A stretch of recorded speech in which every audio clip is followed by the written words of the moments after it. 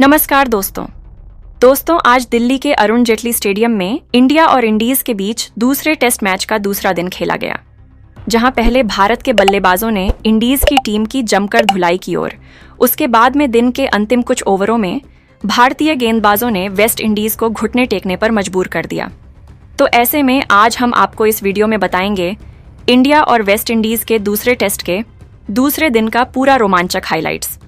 तो ऐसे में आप इस वीडियो को अंत तक जरूर देखिएगा, और अगर आप भी भारत की टीम के बहुत बड़े फैन हैं तो आप इस वीडियो को एक लाइक जरूर कर लीजिएगा। इस वीडियो का लाइक टारगेट 400 लाइक्स का है। दोस्तों, इस मैच में पहले दिन का खेल पूरी तरह से भारत के नाम रहा था, जहां टीम इंडिया ने 313 रन बना लिए थे। सिर्फ 3 विकेट खोकर के एल राहुल 124 रन पर नाबाद थे और उनके साथ ध्रुव जुड़ैल 31 रन बनाकर क्रीज पर डटे हुए थे। सभी को उम्मीद थी कि दूसरे दिन राहुल बड़ी पारी खेलेंगे और भारतीय टीम का स्कोर 400 से ऊपर जाएगा, जिसके बाद आज दूसरे दिन सुबह का मौसम बिल्कुल सुहावना था।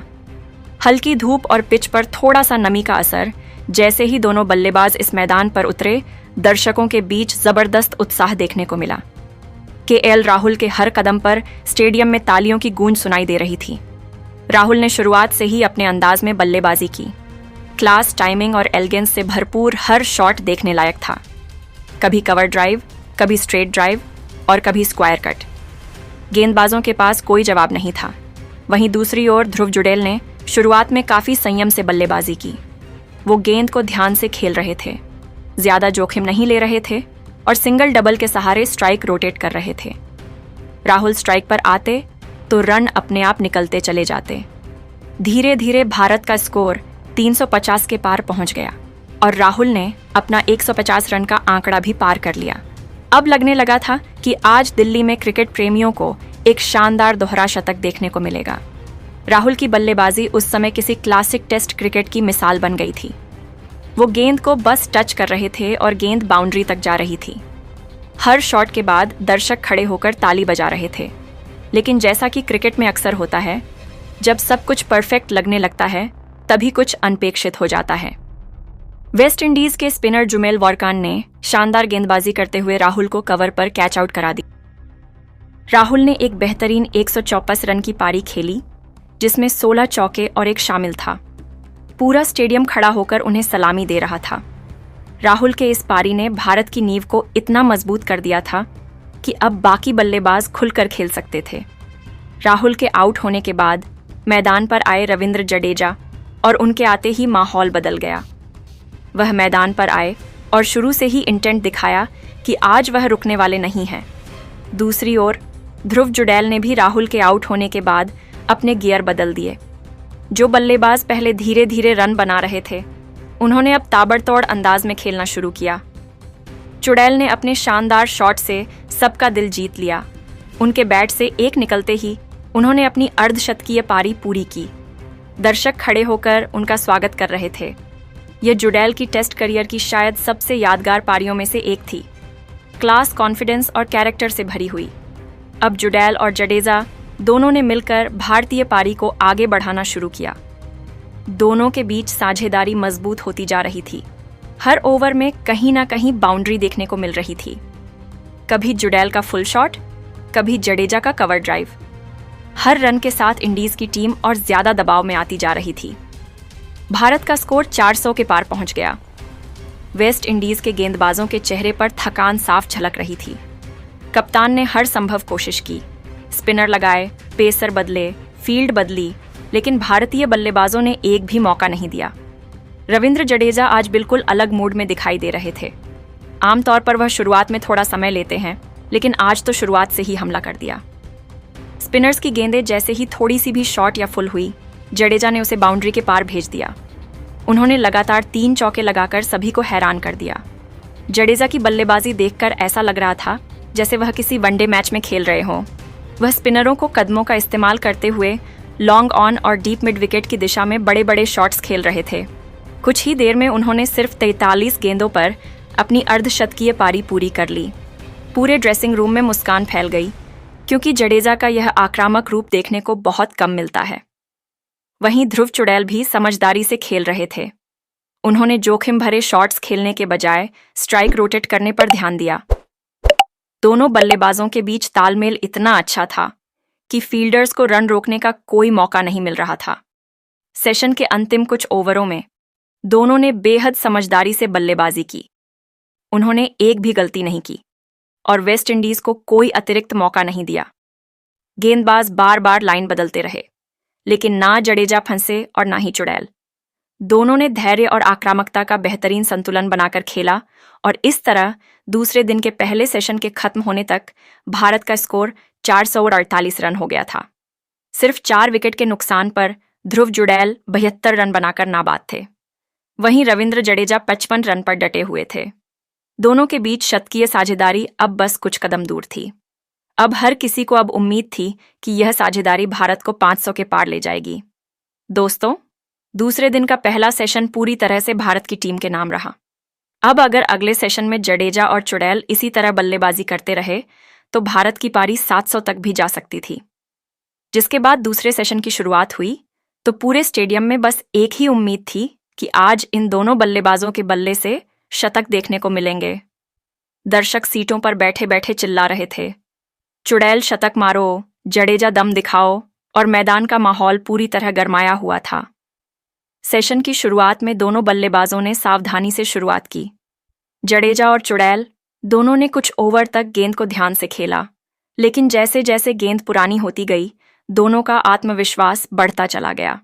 पहले कुछ सिंगल और डबल्स निकले और फिर धीरे धीरे चौकों की बौछार शुरू हो गई। भारत का स्कोर जल्द ही 450 रन के पार पहुंच गया। अब गेंदबाजों पर दबाव साफ दिखने लगा था। जडेजा और जुड़ैल दोनों ने पिच पर अपनी मौजूदगी ऐसे दर्ज कराई जैसे वह इसी पिच के मालिक हों। फिर शुरू हुआ जुड़ैल का तूफान। वेस्ट इंडीज के स्पिनरों के खिलाफ उन्होंने गियर बदल दिया और शानदार हवाई शॉट्स खेलना शुरू किया। उनका हर कदम आत्मविश्वास से भरा हुआ था। एक बार जब उन्होंने वारकान की गेंद को आगे बढ़कर मिड विकेट के ऊपर से लगाया तो स्टेडियम में शोर गूंज उठा। इसके बाद तो मानो चुड़ैल रुकने वाले ही नहीं थे। उन्होंने लगातार कुछ चौके और लगाकर खुद को 99 के करीब पहुंचा दिया। दूसरी ओर रविंद्र जडेजा भी बिल्कुल अलग अंदाज में खेल रहे। उन्हें जब भी मौका मिला उन्होंने गेंद को बाउंड्री पार पहुंचाने में जरा भी देर नहीं की। वो खास तौर पर रोस्टन चेस और जोमेल वॉरकान के खिलाफ बहुत सहज दिख रहे थे। जडेजा के कवर ड्राइव और स्ट्रेट ड्राइव देखकर हर कोई मंत्रमुग्ध था। अब भारत का स्कोर 500 रन के करीब पहुंच चुका था। दर्शक उत्साहित थे क्योंकि दोनों बल्लेबाजों अपने अपने शतक के बेहद करीब थे। और फिर आया वह शानदार पल जब जुड़ैल ने जोहान लेन की गेंद पर हल्का सा टच देते हुए सिंगल लिया और इसके साथ ही पूरा स्टेडियम खड़ा हो गया। ध्रुव जुड़ैल ने अपना लगातार दूसरा टेस्ट शतक पूरा कर लिया था। उनका बल्ला हवा में उठा हुआ था और उनके चेहरे पर गर्व की मुस्कान थी। पिछले मैच में भी उन्होंने शतक लगाया था और अब 2 मैच लगातार सेंचुरी। इस युवा विकेटकीपर बल्लेबाज ने साबित कर दिया कि उन्होंने अर्शब पंत की जगह बखूबी भर दी है। चुड़ैल की यह पारी न सिर्फ तकनीकी रूप से परिपक्व थी बल्कि मानसिक रूप से भी बेहद मजबूत रही। उन्होंने दिखा दिया कि भारत के पास भविष्य का एक भरोसेमंद विकेटकीपर बल्लेबाज तैयार है। चुड़ैल के शतक के बाद अब सबकी नजरें जडेजा पर थीं। वह भी शतक की राह पर तेजी से बढ़ रहे थे। दोनों के बीच अब शतकीय साझेदारी भी पूरी हो चुकी थी। पिच पर उनकी तालमेल देखने लायक थी। रनिंग बिटवीन द विकेट्स शानदार और एक दूसरे की बल्लेबाजी को पूरा सपोर्ट। वेस्ट इंडीज के गेंदबाज अब पूरी तरह से थक चुके थे। ना तो स्पिनर काम आ रहे थे ना पेसर। गेंदबाजों के चेहरे पर थकान और निराशा दोनों झलक रही थी। फिर आया वो पल जब जडेजा ने अपनी बल्लेबाजी का असली रंग दिखाया। रोस्टन चेस के एक ओवर में उन्होंने बैक टू बैक 2 शानदार जड़ दिए, एक मिड विकेट के ऊपर और दूसरा लॉन्ग ऑन के पार। और इसके साथ ही रविंद्र जडेजा ने भी अपना लगातार दूसरा टेस्ट शतक पूरा कर लिया। पूरे ड्रेसिंग रूम से तालियों की गूंज उठी। कप्तान शुभमन गिल ने भी उठकर उन्हें बधाई दी।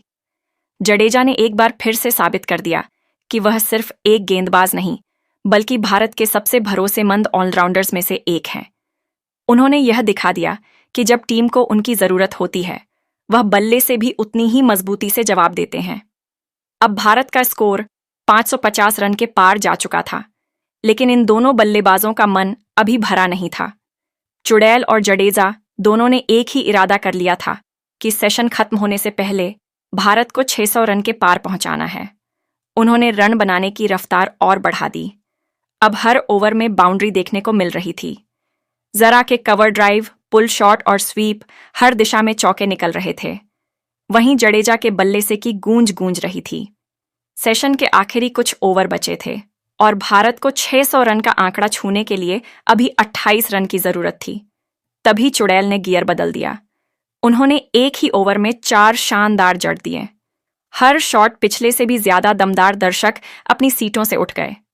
मोबाइल कैमरे ऑन हो गए और मैदान तालियों की आवाज से गूंज उठा।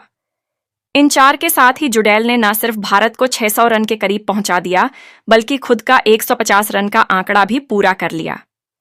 यह उनकी करियर की सर्वश्रेष्ठ पारी बन गई थी। इसके बाद जडेजा ने भी 2 लगातार चौके लगाकर भारत के स्कोर को 600 के पार पहुंचा दिया, जिसके बाद अंपायर ने दूसरे सेशन की समाप्ति की घोषणा कर दी। स्टेडियम में खड़े होकर हर दर्शक ने चुड़ैल और जडेजा दोनों बल्लेबाजों को सलाम किया। भारत के ड्रेसिंग रूम में खुशी की लहर दौड़ गई। कप्तान शुभमन गिल ने भी इसी के साथ तुरंत पारी घोषित कर दी। भारत ने अपनी पहली पारी 608 रन पर घोषित की। सिर्फ 4 विकेट के नुकसान पर ध्रुव जुड़ैल नाबाद 158 रन बनाकर लौटे, जबकि रविंद्र जडेजा ने भी शानदार 124 रन की पारी खेली। इस सेशन ने न सिर्फ भारत को मैच में पूरी तरह से मजबूत स्थिति में पहुंचा दिया, बल्कि ध्रुव जुड़ैल और रविंद्र जडेजा के करियर में भी एक और स्वर्णिम अध्याय जोड़ दिया।